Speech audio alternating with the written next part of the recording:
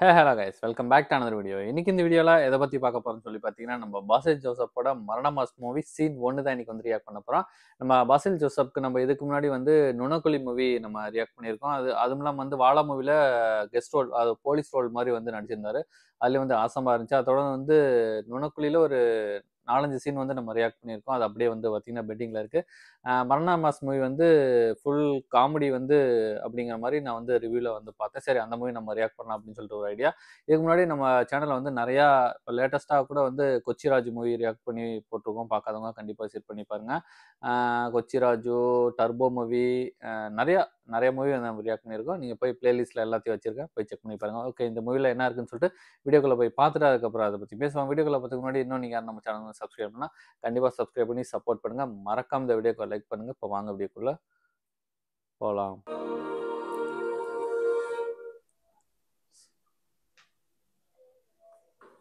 തൊണ്ണൂറുകളുടെ അവസാനത്തിൽ ഇൻഷുറൻസ് ഏജന്റായ കുമാരനെ പഴത്തിൽ വിഷം വെച്ച് കൊലപ്പെടുത്തി എന്ന കേസ് ഒരുപാട് വഴിത്തിരിവുകൾ നിറഞ്ഞതാണ്. കുമാരന്റെ മരണവാർത്ത അറിഞ്ഞ അന്നു തന്നെ അദ്ദേഹത്തിന്റെ ഭാര്യ ഒരു മുഴം കയറിൽ തന്റെ ജീവനൊടുക്കി. ഇതെല്ലാം നടക്കുമ്പോൾ അദ്ദേഹത്തിന്റെ ഒരു മകന് 8 വയസ്സായിരുന്നു പ്രായം. കുഞ്ഞു പ്രായത്തിൽ തന്നെ മാനസിക നില കീഴ്മേൽ മറിയാൻ തക്കവണ്ണം അനുഭവങ്ങൾ പേറിയ ആ കുട്ടി 25 വർഷക്കാലം കാത്തിരുന്നത് തന്റെ പ്രതികാരത്തിനു വേണ്ടിയുള്ള കളമൊരുക്കാനായിരുന്നു. ബനാന കില്ലർ എന്ന പേരിൽ അറിയപ്പെടുന്ന ഈ സീരിയൽ കില്ലറുടെ പ്രതികാരത്തിന്റെ കഥ അത് വല്ലാത്തൊരു കഥയാണ്. ടൊവിനോ തോമസ് പ്രൊഡക്ഷൻ.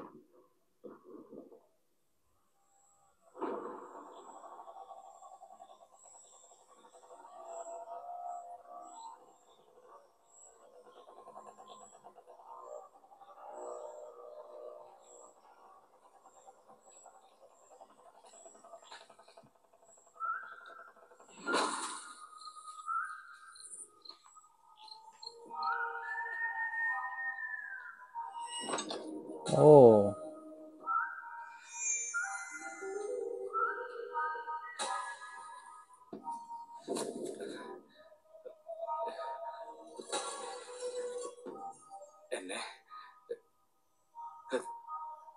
കൊല്ലാതിരിക്കാൻ പറ്റുമോ? ഇതിലെങ്കിലും അയ്യോ.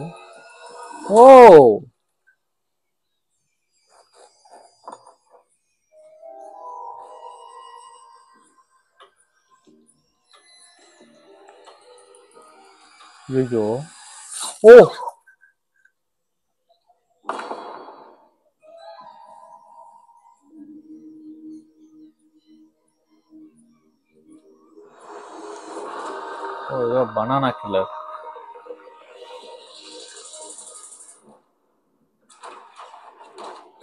കേരളമേ, ലജ്ജിച്ചു തലതാഴ്ത്തുക കേരളമേ. റിപ്പർ ചന്ദ്രനു ശേഷം മനുഷ്യ മനസാക്ഷിയെ ഞെട്ടിക്കുന്ന തരത്തിൽ സീരിയൽ കൊലപാതകങ്ങൾ കേരളത്തിൽ റിപ്പോർട്ട് ചെയ്യപ്പെട്ടിരിക്കുന്നു. 2 ആഴ്ചയ്ക്കുള്ളിൽ 2 പേരാണ് കൊല്ലപ്പെട്ടത്. സീരിയൽ കില്ലറുടെ ഇൻവോൾവ്മെന്റിനെ കുറിച്ച് ചാനലുകളിൽ വരുന്ന വാർത്തകൾ പോലീസിന്റെ ശ്രദ്ധയിൽപ്പെട്ടിട്ടുണ്ട്. ചക്രവാളത്തിലെ ജീവഗണങ്ങളുടെ ആദിതാളത്തെ സാക്ഷ്യപ്പെടുത്തിക്കൊണ്ട് ഒരു മനുഷ്യൻ മറ്റൊരു മനുഷ്യന്റെ തലയ്ക്ക് ചുറ്റികടിച്ചു കൊല്ലുന്ന മരണതാളത്തിന്റെ വിടുപ്പിലേക്ക്, ആമാശയത്തിലേക്ക് എത്താൻ കൊതിക്കുന്ന നൊമ്പര പൂവൻ പഴങ്ങളുടെ കരച്ചിലിനെ സാക്ഷ്യമാക്കിയ ആ ജീവന്റെ വെളിച്ചം കൂടി കൂടുവിട്ടിറങ്ങിയിരിക്കുന്നു. 1 വർഷത്തിനുള്ളിൽ 52 പേരും 10 വർഷം കൊണ്ട് 520 പേരും കൊല്ലപ്പെടും. നോക്കൂ, ഈ തുടർ കൊലപാതകങ്ങളെ പറ്റി ആധികാരികമായി സംസാരിക്കാൻ പ്രശസ്ത സൈക്കോളജിസ്റ്റ് ഉമേഷ് പീതാംബരൻ നമ്മളോടൊപ്പമുണ്ട്. കഴിഞ്ഞ 2 കൊലപാതകങ്ങളും സമാനമായി കാണുന്നത് വായിൽ തിരികെ പഴവും ഡെഡ് ബോഡിയിൽ ബ്ലേഡ് കൊണ്ടുണ്ടാക്കിയ മുറിവിന്റെ പാടുകളുമാണ്. അതിനെപ്പറ്റി കൂടുതൽ സംസാരിക്കാൻ ഒരു എക്സ് സീരിയൽ കില്ലർ നമ്മളോടൊപ്പമുണ്ട്. സാർ, വായിൽ തിരികെ പഴവും ഡെഡ് ബോഡിയിൽ കാണിക്കുന്ന വയലൻസുമെല്ലാം ഈ ലോകത്തോടുള്ള ഞങ്ങളുടെ അവരുടെ പ്രതിഷേധം അറിയിക്കാനുള്ള സിഗ്നേച്ചർ ആക്ടിവിറ്റി ആണെന്നാണ് മനസ്സിലാക്കേണ്ടത്. ഈ പഴം, ചക്ക, പൈനാപ്പിൾ, സബർജില്ല തുടങ്ങിയ കാർഷിക വിളകളെ ഇതിൽ കൊണ്ടുവരുന്നത് സർക്കാരിനോടുള്ള കടുത്ത പ്രതിഷേധമായി നമുക്ക് വായിച്ചെടുക്കാൻ കഴിയുന്നതാണ്. ഇനിയുള്ള ദിവസങ്ങളിലെ സന്ധ്യാപ്രാർത്ഥന ഉച്ചയ്ക്കാക്കിയിരിക്കും. സീരിയൽ കില്ലർ ആണെന്ന് കരുതി മകനെ തലക്കടിച്ച് കൊലപ്പെടുത്തിയ 70 വയസ്സുകാരൻ രാജൻ ആത്മഹത്യ ചെയ്തു. ഇതോടെ സീരിയൽ കില്ലർ ഭീതി മൂലം മരണപ്പെട്ട ആളുകളുടെ എണ്ണം 4ആയി. സീരിയൽ കില്ലറാൽ കൊല്ലപ്പെട്ട ഇരകൾ 2.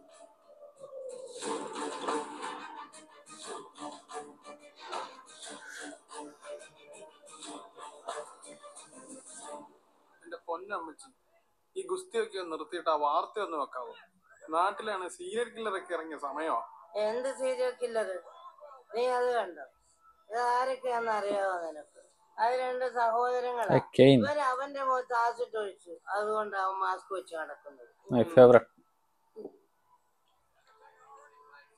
അതിന്റെ പ്രതികാരത്തിന് അവനെ അണ്ടർടേക്കറിനെ 3 ദിവസം കുഴിച്ചിട്ടു.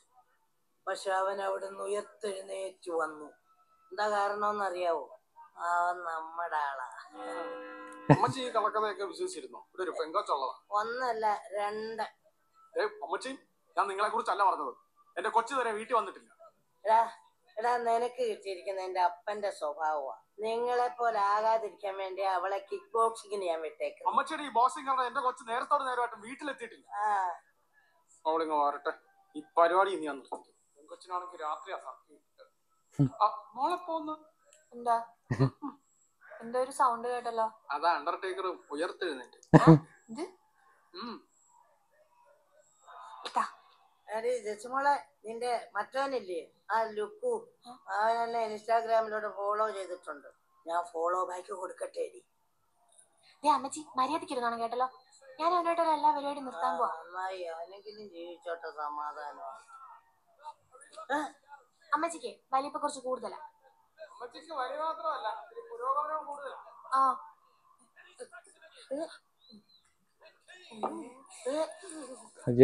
ഒഴിക്കാനും മോള് കുടിക്കാനും കൊള്ളാം. അയാളൊരു പേഴ്സണൽ ആവശ്യത്തിന് വേണ്ടി പോയിരിക്കുക. താമസിയാതെ പ്രസ് ക്ലബ് എറണാകുളം. വൃദ്ധരായ ആളുകളെ മാത്രം ലക്ഷ്യം വെച്ചുകൊണ്ടാണ് സീരിയൽ കില്ലർ ഇത്ര ക്രൂരമായ കൊലപാതകം നടത്തിക്കൊണ്ടിരിക്കുന്നത്. സാറിന് ഭയം തോന്നുന്നുണ്ടോ? അതിന് ഞാൻ എന്തിനു ഭയക്കണം? എനിക്കാരെയും ഭയമില്ല. അല്ല, ഇന്ന് സാറിന്റെ 73ാം പിറന്നാളാണ്. ആരാണോ ഇതൊക്കെ പറഞ്ഞു പറഞ്ഞത്? 73ാം പിറന്നാൾ? എനിക്കാരെയും പേടിയില്ല. ഒരു സീരിയൽ കില്ലർ വന്നിരിക്കും. सर सब लोग कहते हैं कि केरल एक भगवान का देश है, लेकिन यहाँ पे तो सीरियल किलर बूढ़े लोगों को मारा है। इस पे आप क्या कहना चाहोगे? भगवान के लिए उसको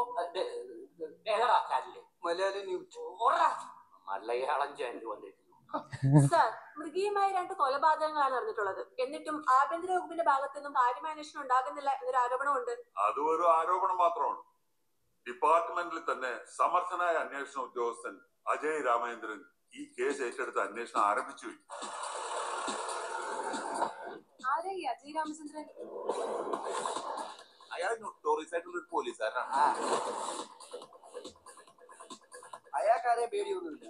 പത്രക്കാരെ വരെ അയാൾ തല്ലിയിട്ടുണ്ട്.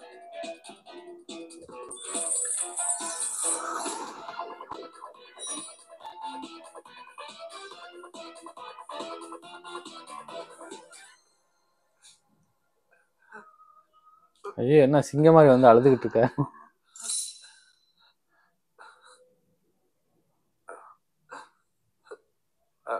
അജയ്, അജയ്, നമ്മൾ എവിടെയാ നിർത്തിയത്? എല്ലാരും എന്നെ ഇട്ടിട്ട് പോയി. ഓ, ഞാൻ ഒറ്റയ്ക്കായിരുന്നു ആ സമയത്ത്. എന്റെ കൂടെ പക്രു മാത്രമേ ഉണ്ടായിരുന്നുള്ളൂ. എല്ലാരും പറയുന്നു പട്ടിയല്ലേ, വിട്ടുകളയാൻ. പക്ഷെ എന്റെ കൂടെ ഒരു പട്ടി പോലും ഇല്ലാത്ത സമയത്ത് എനിക്ക് ഈ പട്ടി മാത്രമേ ഉണ്ടായിരുന്നുള്ളൂ. അജയ്, ഇന്നത്തെ കാലത്ത് ആൾക്കാർ ഈ പെറ്റ്സുമായിട്ട് ഭയങ്കര അറ്റാച്ച്ഡ് ആണ്. അതുകൊണ്ടാണ് അവരുടെ നഷ്ടം നമുക്കാർക്കും താങ്ങാൻ പറ്റാത്തത്. പിന്നെ അജയുടെ കേസിൽ ഈ ഗേൾ ഫ്രണ്ടുമായിട്ട് ബ്രേക്കപ്പ് ഉണ്ടാവാനുള്ള റീസൺ പോലും ഈ പക്രുവാണല്ലോ. Possessiveness, jealousy issues. C Ajay, അജയ്ക്ക് ഒരു മെഡിക്കേഷൻ്റെ ഒന്നും യാതൊരു ആവശ്യമില്ല. കൃത്യമായിട്ട് ഉറങ്ങുക, കൃത്യമായിട്ട് ഭക്ഷണം കഴിക്കുക, പിന്നെ കരയാൻ തോന്നുമ്പോ ആത്മാർത്ഥമായിട്ട് തുറന്ന് കരയുക.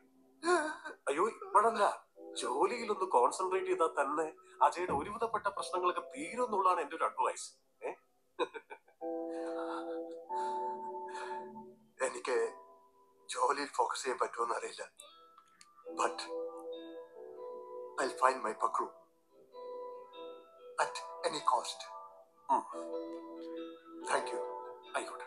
நாய் தொலைஞ்சிச்சுன்னு தேட வந்திருக்காரு.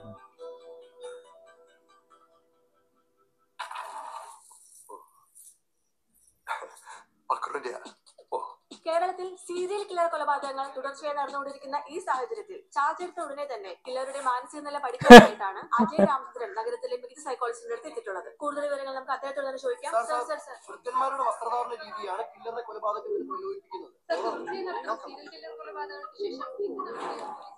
കഴിഞ്ഞ കേട്ടാ സംശയം തോന്നുന്ന ആരെ കണ്ടാലും കസ്റ്റഡിയിലെടുത്ത് ചോദ്യം ചെയ്യാനുള്ള അധികാരം അതാത് ഡിപ്പാർട്ട്മെന്റ്സിന് കൊടുത്തിട്ടുണ്ട്. സംശയമല്ല സാർ, ഉറപ്പാണ്. ഓവർ. ഞങ്ങൾ സസ്പെക്ടിന്റെ വീട്ടിലോട്ട് അപ്രോച്ച് ചെയ്തോണ്ടിരിക്കുകയാണ് സാർ. ഓവർ. ഓവറായിട്ട് ആൾക്കാർ കൂടുന്നുണ്ട് സാർ. Over over.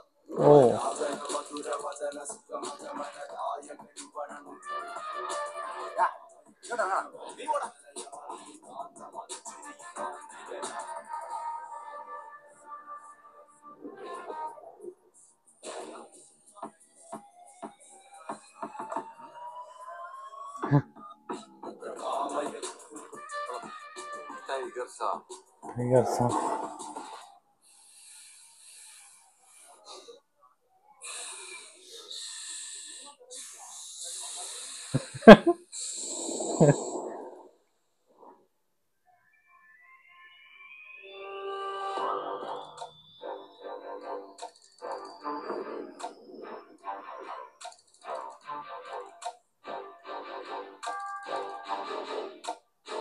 സാറേ, ഇവനാണ്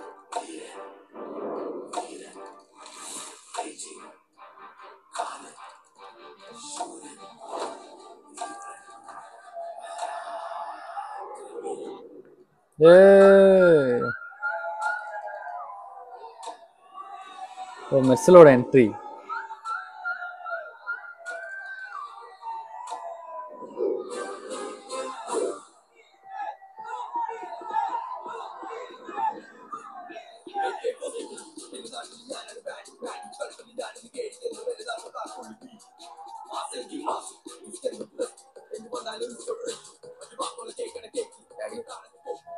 ഞാൻ പോയിട്ട് വരാം. നീ എവിടേക്കെങ്കിലും പോ, നാഴി കുറച്ചിട്ടാ മതി. என்ன சார், நீ எங்கேயோ போவா? എന്തിന്റെ പേരില സാറ് ഞങ്ങളുടെ ചെക്കനെ അറസ്റ്റ് ചെയ്തിട്ടുള്ളത്? ടൈഗർ സാറോട് പുതിയാളായ കാരണം സാറ് കാര്യം പറയും സാറ്. ആരും സീരിയൽ കില്ലറായി ജനിക്കുന്നില്ല. ഈ സമൂഹമാണ് അവനെ സീരിയൽ കില്ലർ ആക്കുന്നതെന്നും പറഞ്ഞ് വീഡിയോ ഇട്ടവനെ അവന്റെ വീട്ടിൽ ചെന്ന് ഞാൻ ഗോൾഡൻ വിസ കൊടുത്ത് ആദരിക്കാം. ഇവൻ തന്നെയാണോ ആ സീരിയൽ കില്ലർ എന്നുള്ള ശക്തമായ സംശയം എനിക്കുണ്ട്. സാറിന്റെ സംശയമുള്ളൂ, ഉറപ്പൊന്നുമില്ലല്ലോ. ഇടോ സർക്കംസ്റ്റാൻഷ്യൽ എവിഡൻസസ്, സാഹചര്യ തെളിവ്. മനസ്സിലായോ? കൊല നടന്ന ദിവസം ഓരോ കിലോ നൊമ്പര പൂവൻ പഴം ഇവൻ വാങ്ങിച്ചതിന് സാക്ഷികളുണ്ട്. കൊണ്ടി മുതലേ ഞങ്ങള് വീട്ടിൽ നിന്ന് പൊക്കിയിട്ടുണ്ട്. അതല്ല സാറ്, അടുത്ത ആഴ്ച ചെക്കോസ്ലോവാക്യക്ക് പറഞ്ഞിട്ട് ചെക്കനെ ഞങ്ങൾ എല്ലാരും കൂടിയിട്ട് 16 ലക്ഷം രൂപ പിരിവിട്ടിട്ടാ ഇവനെ കയറ്റി അയക്കുന്നത്. 16 ലക്ഷവും ബുദ്ധിമുട്ടി സാറേ. അത് നടന്നില്ലെങ്കില് സാറൊന്ന് പുറത്തേക്ക് നോക്കിയേ, ജനം ഒത്തിളക്കി നിക്ക. ഈ നാട് ഇവര് കത്തിക്കും.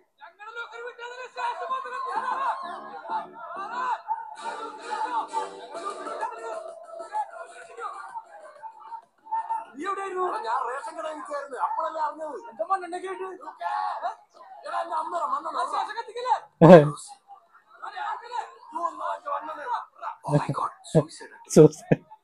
அவர் வீட்டுக்கு ரேஷன்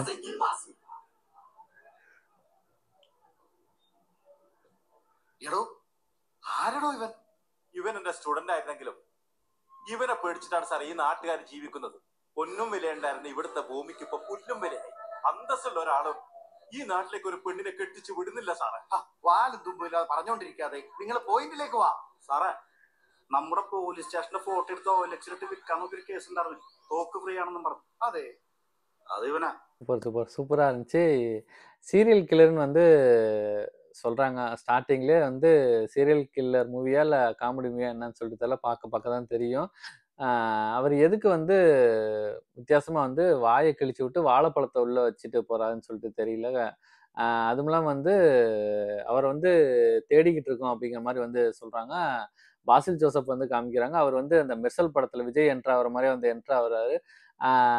போலீஸ் ஸ்டேஷனில் வச்சு விசாரிக்கும் போது யாரா அவன் அப்படின்னு சொல்லி கேட்கும்போது இவன் தான் வந்து ஆள் இல்லைன்னு சொல்லி போலீஸ் ஸ்டேஷனில் OLXல போட்டு விற்க பார்த்தான் அப்படின்னு சொல்கிறாங்க. பஞ்சாயத்து தலைவரோட எப்படி சர்ச்சு ஹிஸ்ட்ரி வந்து எடுத்து போஸ்ட் அடிச்சு ஒட்டிட்டாரு.